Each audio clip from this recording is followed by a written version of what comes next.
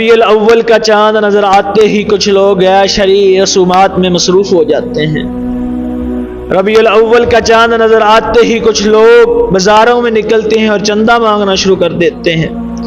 کچھ لوگ موسیقی کا اہتمام کرتے ہیں تو کچھ لوگ جلوسوں کا اہتمام کرتے ہیں جس کا دین کے ساتھ کوئی تعلق نہیں ہے، اور ایسے اعمال نہیں کرتے جن کی وجہ سے اللہ اور اللہ کا رسول راضی ہو جاتا ہے۔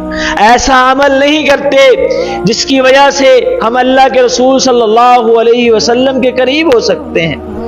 قیامت کے دن ہم اللہ کے رسول صلی اللہ علیہ وسلم کے قریب ہو سکتے ہیں۔ اللہ کے رسول صلی اللہ علیہ وسلم کے صحابی سیدنا عبداللہ بن مسعود رضی اللہ تعالیٰ بیان کرتے ہیں کہ اللہ کے رسول صلی اللہ علیہ وسلم نے ارشاد فرمایا، قیامت کے دن سب سے قریب میرے وہ شخص ہوگا جو مجھ پر کثرت سے درود پڑھتا ہے۔ آج ہم درود پڑھتے نہیں ہیں اور غیر شرعی رسومات میں مصروف ہیں۔